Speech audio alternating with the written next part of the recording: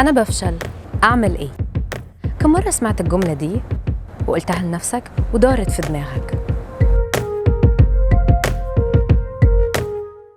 وإحنا بنحاول نتعلم نعمل أكلة أو ندرس لغة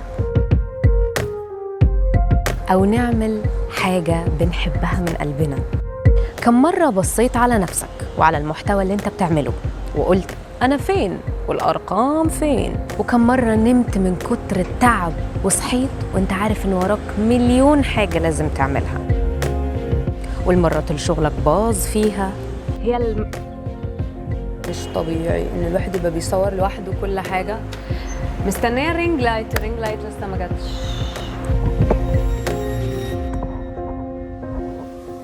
وإحساسك إنك مكسوف تكمل عشان ملكش مكان وسط الملايين.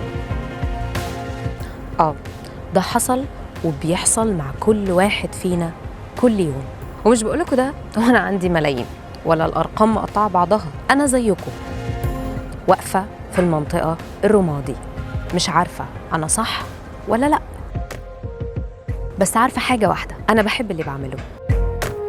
أنا بعمل محتوى عايزاه يفرق معاك ومعايا. عايزة أقرأ وأعرف وأساعد الناس كلها تعرف.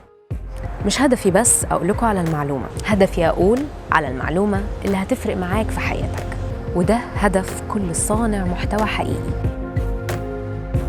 إنه يساعدني ويساعدك إنك تشوف الحياة بعين مختلفة.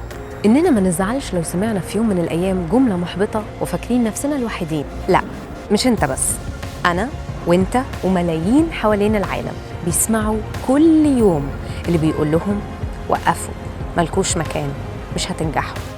بس أنا بقول لك لا، كمل. حتى لو مش بتنجح، كفاية إنك مبسوط، والنجاح هيجي لأنك أنت اللي عايز تنجح مش حد تاني. كمل حتى لو بتفشل. أشوفكم في حلقة جديدة من سبوتس.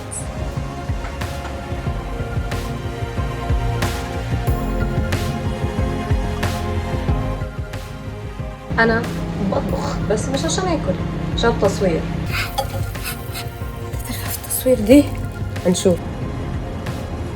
أنا بحاول أكتب دلوقتي سكريبت الحلقة. كلاكيت 5 مرة. ليه؟ علشان مرة أسجل من غير مايك، ومرة أسجل بمايك ويطلع المايك مقفول، ومرة أغير اللوكيشن. أنا تعبت. يلا. دلوقتي باجي مع تصوير الحلقة التانية. نفس زيت اليوم.